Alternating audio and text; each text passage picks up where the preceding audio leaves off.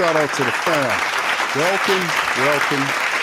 Now rocking with the Sports Coma with Big Q and the guys, where we have intense, entertaining, educating, and enlightening sport talk from your favorite sports fam. Shout out to the fam.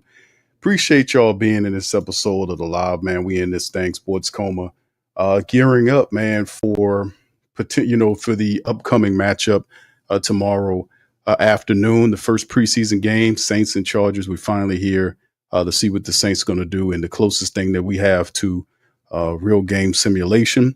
And it's going to be interesting and fun. We got a lot of spots to evaluate and groups to evaluate. So you guys have your pen and paper ready for the upcoming matchup tomorrow, man.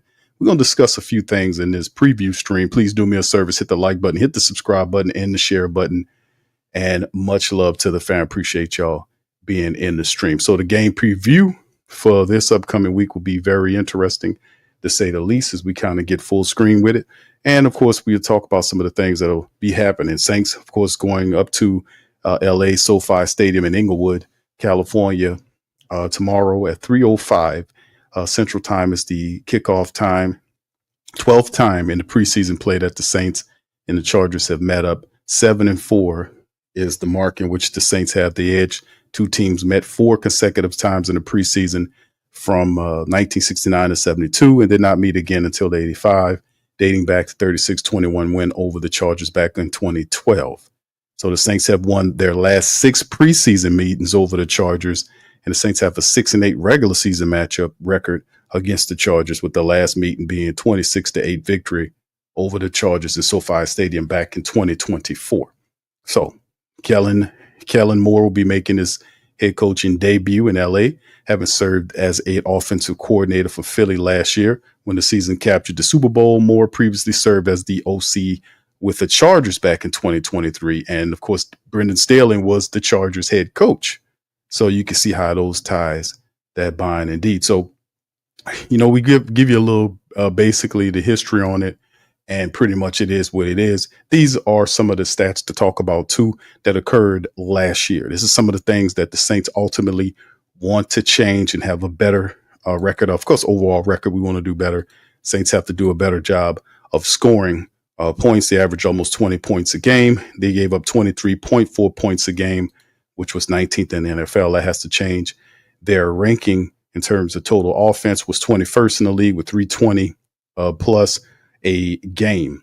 The rushing offense definitely was the middle of the pack with 115 a game, and the passing offense was a dismal 205, 23rd in the NFL. The defense was dead last in rank in terms of the yardage that they gave up, almost 380 yards a game, which was dead last.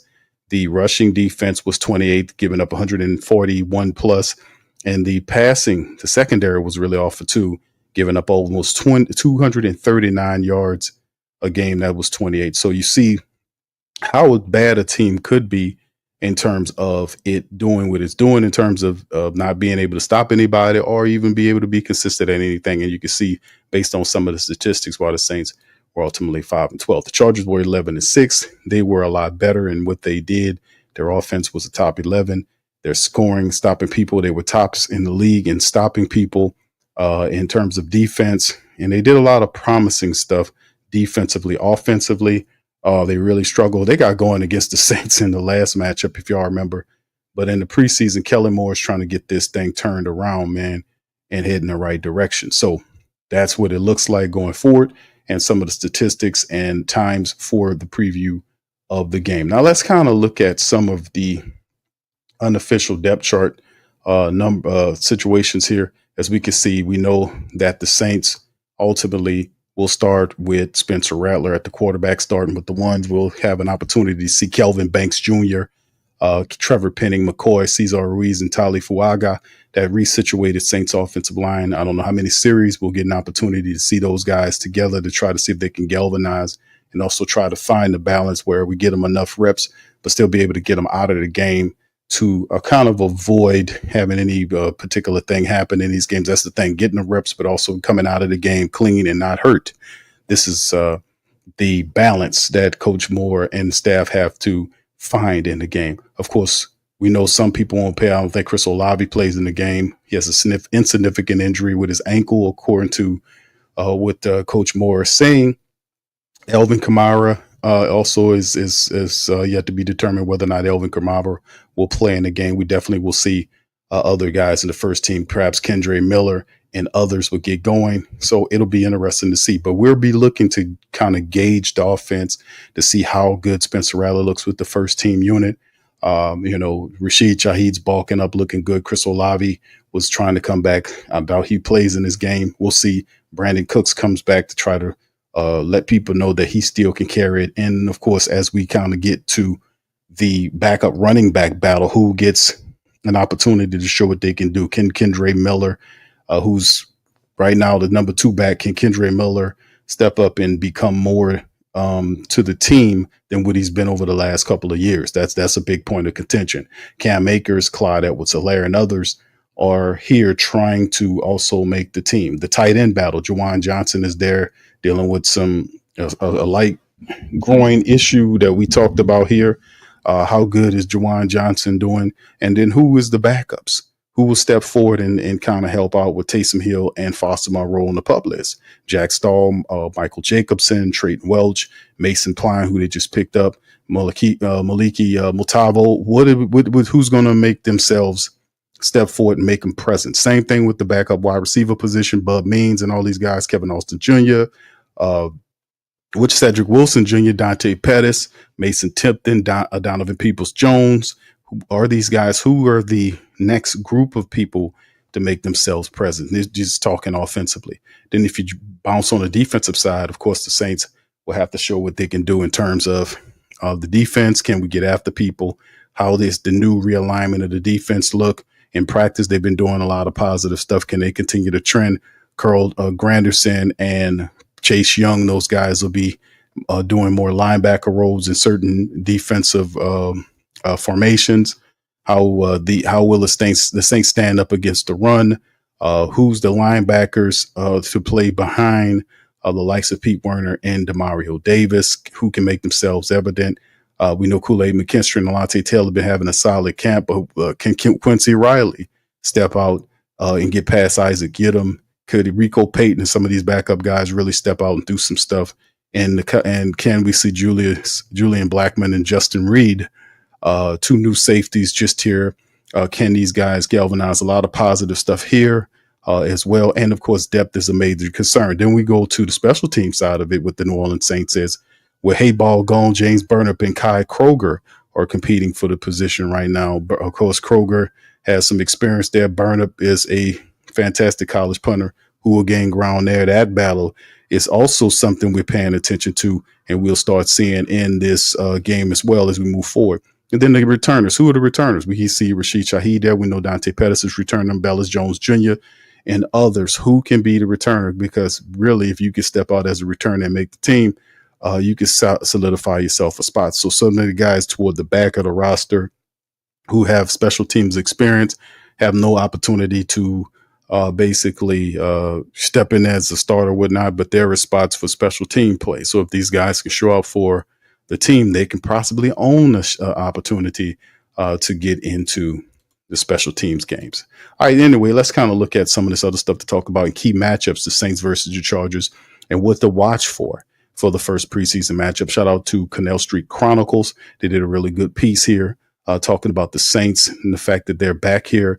And this is one of the first things they mentioned, the Saints QBs versus opposing pass rush. The longest tenured Saints quarterback is Jake Haener, who's entering his 3rd season in the NFL with such a young quarterback room. The Chargers will likely try to send plenty of pressure towards the young signal callers and force them to make mistakes. Second-year quarterback Spencer Rattler has been the most consistent passer during training camp. Rattler has looked poised, leading the offense, and calm in the face of pressure. However, preseason is significantly different from the training camp, where the biggest standout is the possibility of quarterbacks getting hit for the first time by pass rushers. So most interestingly, going into the team's first preseason game is how the rookie quarterback Tyler Shuck will handle that pressure. Shuck's biggest knock coming out of college was how antsy he gets in the face of pressure, and that issue has followed him into training camp. The rookie passer's ability to handle the pass rush on Sunday will be a large factor in his chance to win the starting quarterback job. We know that It's been way overstated that Tyler Shuck is a guy that just, that dealt with a lot of injuries, right? In college, stuff that, cost him to lose a year. He does not want to repeat that here, obviously. So, can he work out the framework, so to speak, to know how to get all of that fear and whatnot out of his head so he can just be comfortable and focus on what he needs to do and just get used to being in an NFL pocket and understanding, getting his timing right, getting, being decisive and understanding your surroundings in the best way you can. So this is also a very good point. All right, Saints DBs and versus the Chargers wide receivers. How that look? Outside the quarterback, the biggest question marks for the Saints entering the 2025 season are the DBs. The team traded former All-Pro Marshawn Lattimore before the trade deadline during the 2024 season and let promising cornerback Paulson Adebo walk in free agency. The team added veteran safety Justin Reed opposite of Tyrann Mathieu in free agency, but Tyrann would surprisingly announce his retirement the day before training camp. The Saints have promising stars such as Kool-Aid McKinstry, who's being predicted to have a big season for the Saints, but it's a completely different unit from just a season ago. The Chargers have plenty of depth in their wide receiver room, including the draft picks Trey Harris, Kendre Lambert-Smith, who each significantly contributed to a Hall of Fame game. And down the quarterback depth chart, the Saints have rookie Quincy Riley and second-year pro Rico Payton. New Orleans still has a spot open on the starting defense for a cornerback to play opposite of McKinstry, along with Alontae Taylor, who takes the slot. Now, strong performances from these young DBs could earn them a spot to play every Sunday. Good point on this about the Saints secondary. If you think about it, man, yeah, it is some turnover there. Marshawn gone, Paulson Adebo gone, Tyrann Mathieu gone.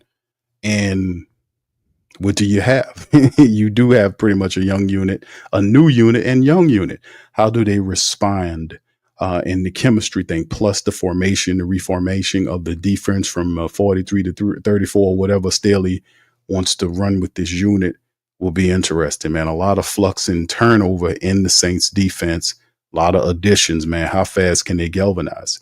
Saints O-line versus the Chargers D-line. New Orleans is focused on solidifying their offensive line over the years. The team has spent back-to-back top 15 first-round picks on tackles and has continued to add a depth to the unit. The Saints, for the most part, know they have on the right side of the line with Talley and Caesar and McCoy, but the left side has more questions. The Saints used the 9th overall selection in 2025 NFL draft to select Kelvin Banks Jr. out of the University of Texas. Now, Banks was assigned to his college position at the left tackle, moving Talley to right tackle. The 2025 first-round pick is coming into the league as a starter, and the early reps in preseason will be pivotal to him being ready for the NFL regular season. Another big storyline for the Saints offensive line is Trevor Penning. Moving from left guard while playing tackle, Penning set out his rookie year and was benched during the second season. While he started all 17 games in 24 and showed significant improvement, the Saints chose to move the 2022 first-round pick to guard. Now, reports from training camp indicate that Penning struggled at his new position to start, but has improved as he gets more reps. Sunday's matchup with the Chargers will serve as the biggest tell of where the tackle turn guard tends, where his status stands in terms of his progress. We'll see all of that. So indeed, that's a big markup. Also to talk about, I know that Trevor Penning obviously is a lightning rod for a lot of contention about his play. He hadn't played well when he first started the second year. Last year wasn't all that great. And now he moves to guard, so a lot of movement. And he seems to be out of all those positions more comfortable than anything that I've seen so far since he's been here. I just want to see also improvement. They say it ain't too much to worry about the other side. It is a little something concerned, not as much as the left side of the line. But Cesar Ruiz needs to step up too. We know McCoy, his biggest knock is just being hurt. We know Talley's going to be fine. I think Kelvin Banks Jr. is going to be fine. I think Penning should settle in that guard. We'll see. He did have Dylan Redunce, which is competing with him for the spot. And it's all about Penning getting his blocking correctly, getting his leverage together, bending his knees and knowing what he got to do, not false start and all this kind of crap. But Cesar Ruiz needs to step up too. If we can get Cesar Ruiz to play better than what the hell he's been playing, man, we should have Cesar Ruiz, like I said a couple of years ago, should be an all-pro guard. I don't know why the guy's never reached that status. Yeah, he just kind of sits right where he is not getting any better or any worse. I think Cesar Ruiz really need to press and become better than what he is, because I ain't like the tape I seen on him last year, to be honest with you. But that's some of the key matches there. Shout out to the Canal Street Chronicles for dropping some of the scoop to kind of talk about it. And of course, let's take a look, family, at the Chargers depth chart. Now, some of these guys won't play. We know Najee Marshall and Lad McConkey, the fantastic wide receiver. Those guys are listed out. But, Keenan Allen, who was a guy that's been out there for a while, he was re-signed on a 1-year deal. I don't know if we'll see Justin Herbert. I don't know if maybe for a series or two. We're not sure how they're going to handle that. But Taylor Heineke, we've seen him, the former Falcon quarterback. Trey Lance, the former Cowboy and I think Packer quarterback, will get an opportunity to play as well. And of course, if Najee Harris, who's not in there, Omarion Hampton, who I said was probably the second best running back in the draft last year, behind the kid that went to the Raiders, Omarion Hampton out of the University of North Carolina. They got a real good one him, so we might see a lot of him to start the game off. Trey Harris is also another fantastic wide receiver from Ole Miss. You might get an opportunity to see him. Quentin Johnson, a big wide receiver who's also pretty good. And we'll see exactly how much of these guys, how much of these certain people we will see. Kendra Lambert-Smith is also interesting. And it'll be cool. Will Dissly is the tight end. Tyler Conklin, who is former Steelers tight end, will get an opportunity to do that. Oronde Gadsden the second was also another interesting player that we talked about in the draft. This is a guy that's ended up coming over to the Chargers. They're looking to kind of add him into a big athletic tight end there. Scott Matlock is their fullback. And if you take a look at their line, Joe Alt, Boozman, Johnson, Mekhi Becton, Trey Pipkins the third, they got a lot of stuff going on. We don't know who some of these guys will play in the first team. We'll see some of these guys in the second team. They also run a 34 defense.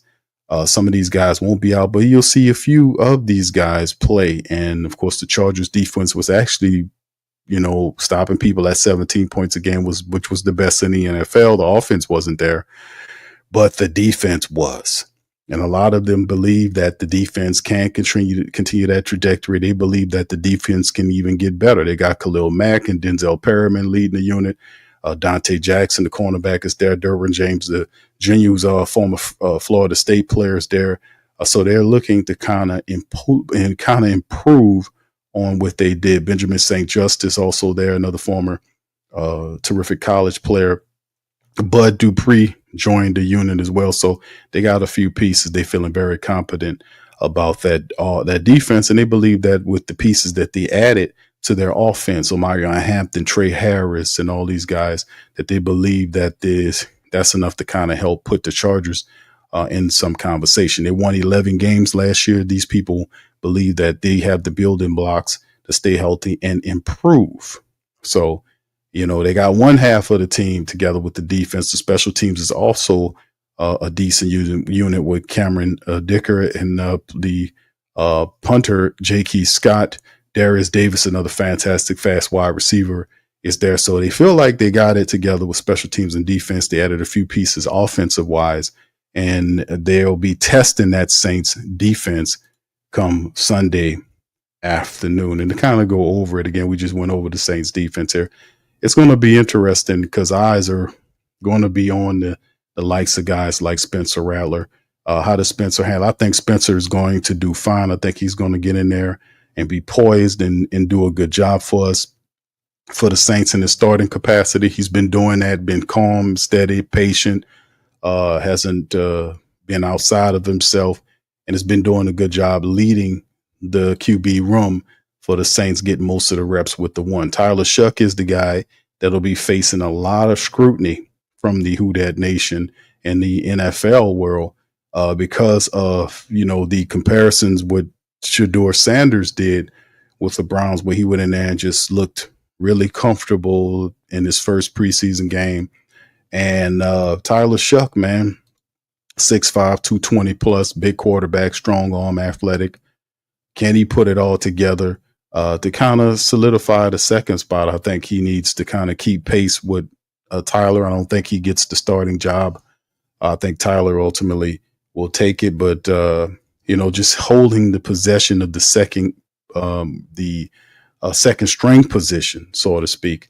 That's some of the things that people are looking at in terms of the quarterback play. And like I mentioned before, other people that the Saints want to see do sub Miss Kendre Miller. Kendre Miller, who hasn't done much for the Saints, has to step up. He probably get a lot of reps tomorrow with the black and gold. And Kendre Miller, who said he's lost 15 pounds. He came in at 125, 130, somewhere along there. He said he lost about 10 to 15 pounds, which would put him around 210, 215. So if that is indeed the case, Kendre Miller should be ready for business. He says he's fully healthy. Which one of the Saints wide receivers will step up and provide some help behind the regular wide receiver core?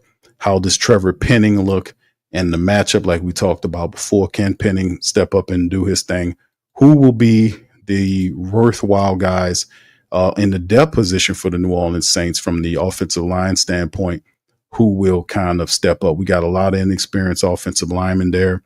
Who will be the guys that will make sense there? Who will make sense there for the Saints? So in the end, we shall see. And then, of course, on the defensive side, it'd be cool to get a look at a few guys, right? We'll get an opportunity to see guys like Vernon Brockton when he get an opportunity to play some of the backup guys like Fadil Diggs, Jacine Davis, Danny Stutzman, players like that. How can they contribute? Can Isaiah Foskey finally make a name for himself after going to his third year and not having any significant anything going on for him right now with the defensive shift? And of course, we talked about Kool-Aid McKinstry and Alontae Taylor.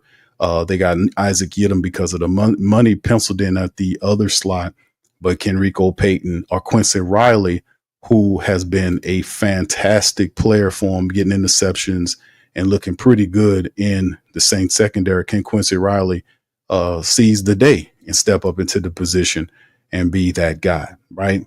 So a lot to talk about, even in the special teams, man, with the battle between James Burnap and Kai Kroger. Can this young guy, 6'6", 236-pound punter, hell of a punter from the University of Alabama, did a lot of positive things. Could he be the Saints' next punter with a directional ability and hang time on punts? And then, of course, it'll be cool to see what the return unit look like. Who are going to be the returners there? Dante Pettis did it for the Saints last year. 6'2", 200 pounds. He runs decent routes, can catch too, and has a degree of speed. Found a jewel with that brother. And, of course, other guys. We haven't talked too much about people like where can I find him at? He's on here somewhere in my running back room. Yeah, where is he? There we go. Okay, he ain't on. I was looking for Velus Jones Jr. because Velus Jones Jr. is another guy as the backups that we need to look at in terms of, can he be a guy to help the Saints out in terms of his kick return and punt return ability? He says that he's the fastest man on the team. I don't know how fast Velus is, but I doubt he's as fast as Rashid Shaheed. They're gonna have a foot race to decide on that. But I put my money on Rashid Shaheed. I don't think anybody's faster than him. And of course, the unsung Marcus Yarns. Can Yarns also have an opportunity? He's a very interesting guy, scat back, who has a lot of potential. The guy was very, very productive at Delaware and racked up over 2,300 yards on over 300 rushes, 23 touchdowns, 54 catches, 812 yards, 11 scores during his 5-year career at Delaware. Marcus Yarns might be one of those diamonds in the rough for the Saints, but he won't make it unless he probably will do it through the special teams way. So anyway, with that being said, man, listen, that is going to be the preview for the team. And let me ask you guys something. What do you guys think is going to happen? Put it in the chat. What y'all think about this? What do you guys think will be the most impressive thing that the New Orleans Saints have to focus on and what they have to look out for against the Los Angeles Chargers in the first preseason matchup of 2025? A lot of stuff, a lot of flux going on. Kellen Moore, how fast the guys, how intelligent are they, how disciplined they are. all this kind of stuff. We can't expect too much out the gate with the first preseason game. It's a process. So we'll see this one, then number 2, then number 3, ultimately of the preseason game going forward. And we're trying to determine who are some of these guys is going to step up and do some good stuff. Y'all let me know. Put it in the comment section below in the chat and let me know how you feel about it. Shout out to you guys. Appreciate you for being on the live tonight. I will be going live tomorrow at 2:45. We'll have the live up so you guys can be in the building for the 3:05 kickoff time for the Saints and the Chargers. We'll be doing it live. All right, so with that being said, hit the like button, hit the subscribe button, fam, and I'm going to holler at y'all tomorrow on game day. Much love, Who Dat Nation. Peace, and I'm out.